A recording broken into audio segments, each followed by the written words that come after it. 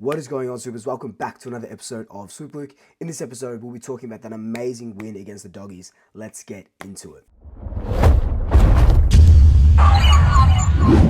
So at the moment, it is 1:15. I just got home about 10 minutes ago. It took me ages to get home from Marvel and from the car park and stuff like that. But I'm here and I wanted to record now, get all my thoughts out before I go to sleep and forget half of them and the game and stuff like that. But goddamn.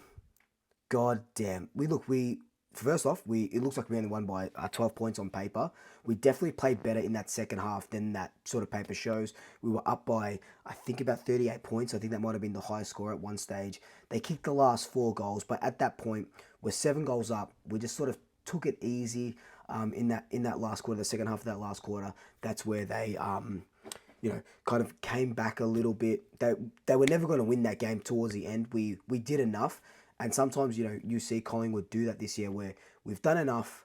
Let's just go into a sort of defensive mode. Not save the game, but just keep things off. Let's just try and, not have to overexert ourselves. And that's what we did in that second half or in that last quarter especially.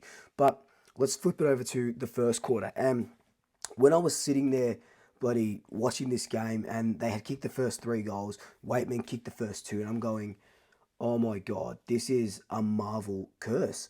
It's the Bulldogs at Marvel. It's the Lions at the Gabba. Adelaide in Adelaide.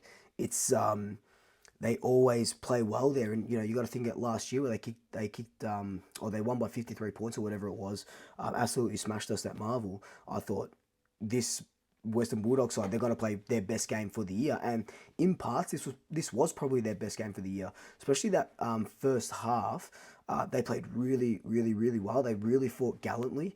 They really fought well.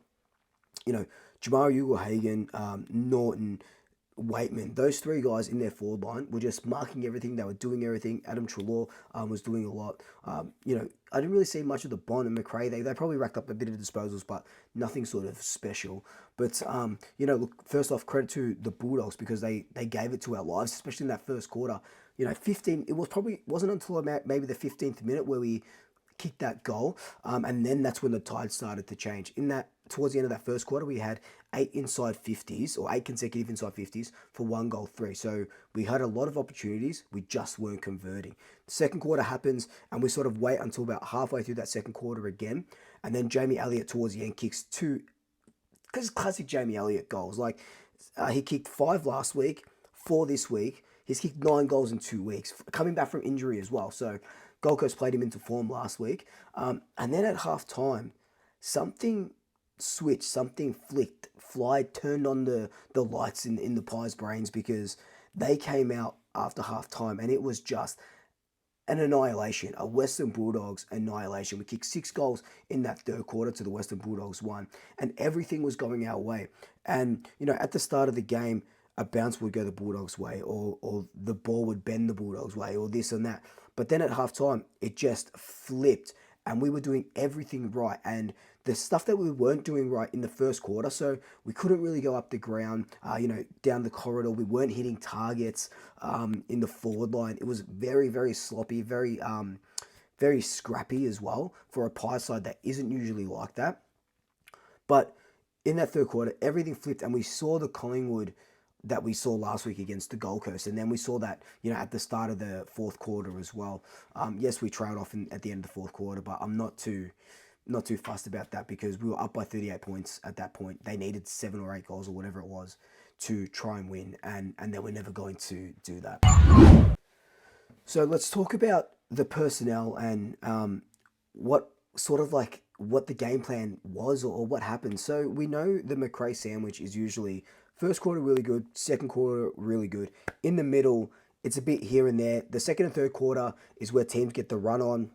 We saw Brisbane do it. They put 10 goals on from the second to the third quarter. Adelaide did it as well. A couple of other teams have done it to us.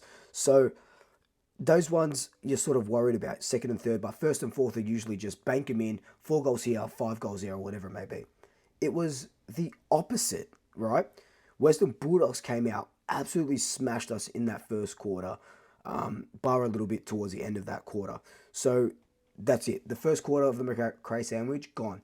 Second quarter, Doggies did enough, but then we started gaining momentum, and then Jamie Elliott kicks those 2 goals. And the third quarter, which is probably historically this year at least, maybe our weakest, I think.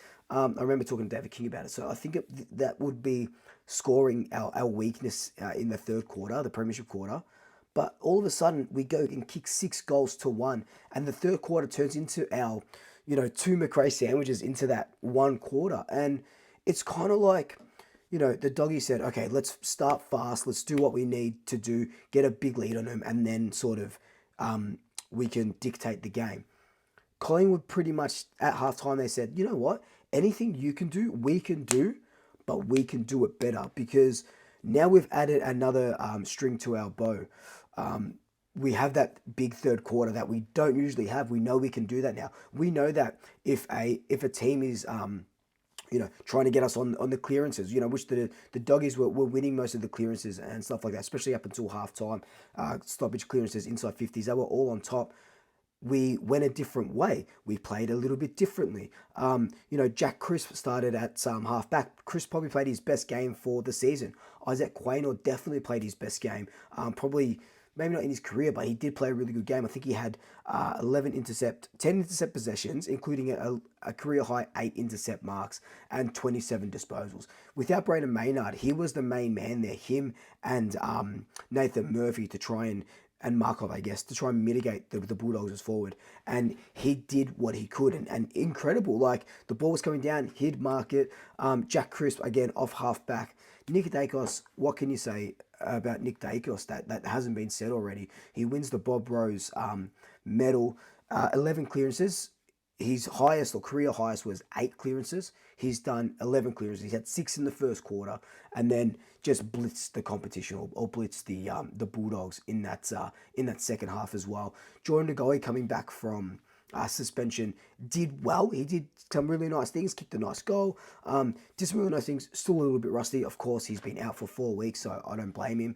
What I want to talk about though is the forward line. Now, in my preview of this game, I said Ash Johnson will kick 3 goals. My boy kicked 3 goals. He was marking everything. He was clunking everything. Yes, the first quarter let him down a little bit. A couple of out on the fools. A couple of shitty kicks. But he made up for it. He's that big forward that we needed. No Mychek, no McStay. He was what we needed. And he stood up. He absolutely stood up. Then, like I said, Jamie Elliott, 4 goals. We tried Mason Cox, played more minutes up forward than he usually does. Billy Frampton played more minutes up forward than he usually does. That does stuff our structure up a little bit because you kind of want Frampton down back, especially when Darcy Moore and Nathan Murphy were just letting Norton and Jamari Uhagan do whatever they sort of wanted in that first half. So it did stuff our structure up a little bit without Checkers and without Maynard, but we found ways to win, and that's what I love about this team.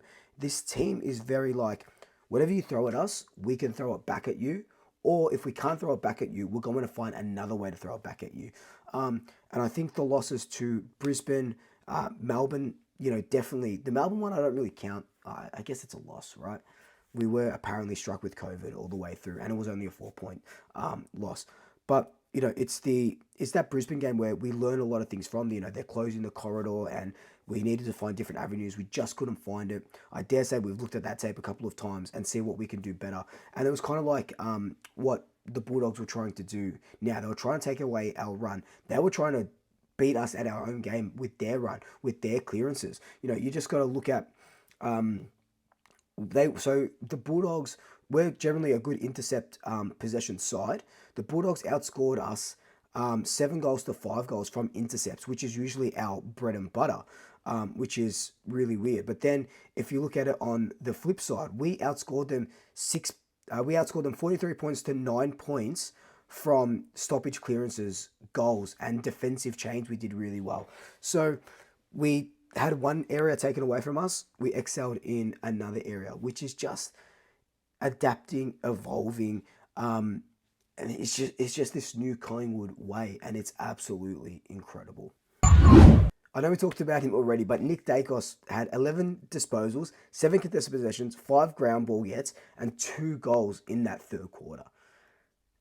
What a quarter! What is he? Is he just turned 20? He hasn't even played 50 games yet. It's just it's insane that we are witnessing greatness right now. And we even witnessed it with Scott Pendlebury being the most disposals in AFL history, surpassing Robert Harvey, which is something else. Like, we'll be telling our great grandchildren, they won't believe us that we saw Scott Pendlebury play. He'll be talked about for centuries and centuries because he is just that good of a player, and he's got the most disposals. That's crazy. On his way to 10,000. We are the kings of the comeback. We know that. The Bulldogs had a 22-point lead, and we turned that around. We kicked 11 of the next 12 goals when they were up by 22 points. So, it's these little notches in our belt there that we keep doing, and we keep doing well. And like Craig McRae said in his presser right after the game, we don't even have our best 23 out. We've still got McStay, side bottom, Myercheck now, Braden Maynard now to come back in. And it's exciting. We haven't had our best 22 or 23 players on the park all year, and it's only going to get better from there. And I'd hate to, like I said, I hate to be a selector, but just a little bit more on this game. Oh man, we just find ways to win, and it's just a very, very exciting time to be a Collingwood supporter. And I can't explain it to you. It's just this feeling in my stomach. I can't explain it to you, but it feels bloody good. And that, yes, I might tweet, and we all might tweet, or whatever you want to say, message, and be like, oh man, this is shit defending, this is crap here, this is crap there. But we know that we're going to change it up. We know that we might start hitting different angles. We know that we might open the ground up here and close it here and go forward here, and Darcy Moore might do this and might do that. We know that there's all of these other little plan B, C, D, E, F, Gs that we can do, because we'd never say die at this football club anymore.